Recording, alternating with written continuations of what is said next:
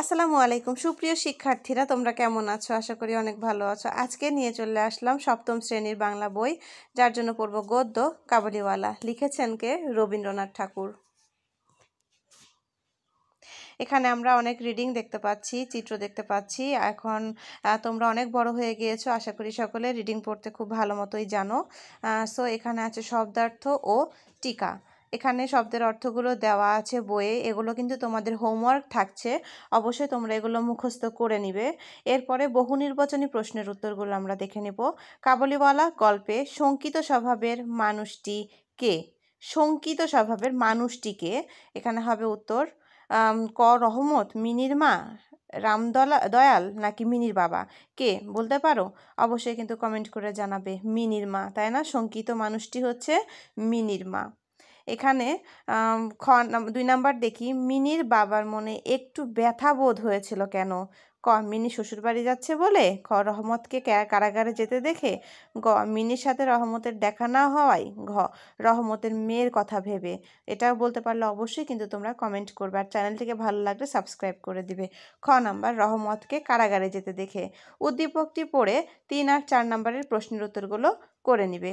এখানে উদ্দীপকটা কিন্তু অবশ্যই পড়তে হবে। ফাতেমা চৌধুরী অফিস যাওয়ার পথে প্রায় একটি পথশিশুকে রাস্তায় শুয়ে থাকতে দেখেন। একদিন তিনি ছেলেটিকে কিছু খাবার দিতে চাইলে সে ভয়ে পালিয়ে যায়। কয়েকদিনের চেষ্টায় ছেলেটি তার সাথে নানা গল্পে মেতে ওঠে। এখন প্রতিদিনই তিনি ছেলেটির জন্য বাসায় তৈরি খাবার নিয়ে আসেন। কখনো তার দেখা না পেলে খুব চিন্তিত হয়ে ওঠেন। 3 উদ্দীপকের ফাতেমা চৌধুরীর সাথে কাবুলিওয়ালা গল্পের কোন চরিত্রের মিল আছে? কোন চরিত্রের? রহমত, রামদয়াল, লেখক নাকি মিনি? রহমত, তাই তো? অবশ্যই উদ্দীপক এবং কবিতার গল্পটা খুব ভালো করে পড়তে হবে। উদ্দীপকে কাবুলিওয়ালা গল্পের কোন দিকটি ফুটে উঠেছে? 1 সন্তান বাৎসল্য, সহমর্মিতা, সহযোগিতা। কোন দিকটি কাবুলিওয়ালা চরিত্রে ফুটে উঠেছে? অবশ্যই সন্তান বাৎসল্য এবং সহমর্মিতা এখানে ফুটে উঠেছে। আছে সৃজনশীল প্রশ্ন, এখানে আছে উদ্দীপক 1 এবং উদ্দীপক 2, সাথে আছে 4টা প্রশ্ন। অবশ্যই এটা কিন্তু আমরা করে দিব। নতুন দারোয়ান সামাদ মিয়ার সাথে ছেলের বেশি ভাব বন্ধুত্ব কিছুতেই মেনে নিতে পারেন না আবিরের মা। তিনি স্বামীকে বোঝান তিনি ফন্দি করে অনেক মানুষ এখন অন্যের বাচ্চা চুরি করে। সামাদ মিয়াও তো একদিন তেমন কিছু করে বসতে পারে। উদ্দীপক 2 12 বছর আগের ছোট আবির আজ কলেজ থেকে ফেরার পথে সড়ক দুর্ঘটনায় হাসপাতালে। রক্তের জন্য বাবা মা বিভিন্ন জায়গায় যোগাযোগ করছেন। খবর পেয়ে সামাদ মিয়া ছুটে এসে হাউমাউ করে কাঁদতে কাঁদতে বলেন, সাহেব, আবির বাবার জন্য আমার সব রক্ত নেন।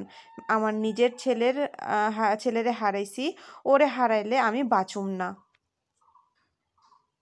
একটা পিতার কতটুকু ভালোবাসা, স্নেহ, সেটাই গল্পে বোঝাই যাচ্ছে। সো এখানে প্রশ্নের উত্তরগুলো অবশ্যই আমি তোমাদের মাঝে শেয়ার করে দিচ্ছি। এখানে ক নাম্বার প্রশ্ন হচ্ছে, কাবুলিওয়ালা মলিন কাগজটিতে কি ছিল? উত্তর, কাবুলিওয়ালার মলিন কাগজটিতে তার মেয়ের ছোট হাতের ছাপ ছিল। খ আমি তো সওদা করিতে আসি না, কথাটি বুঝিয়ে লেখো। খ উত্তর, উক্ত বক্তব্যটি করেছে কাবুলিওয়ালা অর্থাৎ গল্পে বর্ণিত রহমত। রহমত লেখকের কন্যা মিনির মধ্যে নিজের কন্যার অভ্যাস পেয়ে মিনিকে নিঃস্বার্থভাবেই ভালোবেসে ফেলেছিল। জেল খাটার পরে যখন সে মিনির বিয়ের দিন এসে লেখকের বাড়িতে উপস্থিত হয়েছিল, তখন সে মিনির দেখা না পেয়ে বদলে লেখকের হাতে কিছু পরিমাণ বাদাম, কিশমিশ, আঙুর ইত্যাদি দিয়ে বলে দিয়েছিল মিনির প্রতি উপহার হিসেবে। লেখক রহমতকে সেই সব জিনিসের দাম দিতে চাওয়ায় দাম না নিয়ে উদ্ধৃত উক্তিটি করেন। গ নাম্বার, উদ্দীপকের প্রথম অংশে কাবুলিওয়ালা গল্পের কোন দিকটি প্রকাশ পেয়েছে ব্যাখ্যা করো। উত্তর, সন্তানের যে কোনো প্রকারের ক্ষতি হওয়ার আশঙ্কা উদ্দীপক 1 ও কাবুলিওয়ালা গল্পে সমানভাবে প্রকাশিত হয়েছে। কাবুলিওয়ালা গল্পে কাবুলিওয়ালার ভেতরে প্রীতি স্নেহ জেগে ওঠায় শিশু মিনির প্রতি এক ধরনের সখ্যতা গড়ে ওঠে। মিনি ও কাবুলিওয়ালার প্রতি কৌতূহলী হয়ে ওঠেন। তাদের কথাবার্তা, যোগাযোগ ও বন্ধুত্বকে লেখক প্রশ্রয় দিলেও মিনির মা বিষয়টি স্বাভাবিকভাবে দেখেননি। তিনি ছিলেন অত্যন্ত শঙ্কিত স্বভাবের লোক। কাবুলিওয়ালা সম্পর্কে তিনি নিঃসংশয় ছিলেন না। তার প্রতি দৃষ্টি রাখতে লেখককে বারবার অনুরোধ করেছেন। অন্যদিকে উদ্দীপক 1-এ দারোয়ান সামাদ মিয়ার সাথে ছেলের বেশি ভাব বন্ধুত্ব মেনে নিতে পারেন না আবিরের মা। তিনি মনে করেন এভাবেই তিনি ফন্দি করে মানুষ অপরের বাচ্চা চুরি করেন। সামাদ মিয়াও এমন কিছু করে বসতে পারে। উদ্দীপক ও কাবুলিওয়ালা গল্পে উভয় স্থানে সন্তান চিন্তায় উদ্বিগ্ন মায়ের শঙ্কিত হওয়ার দিকটির মিল রয়েছে। উদ্দীপকে সামাদ মিয়া যেন কাবুলিওয়ালা গল্পের মূল ভাবকেই ধারণ করে আছে। বিশ্লেষণ করো।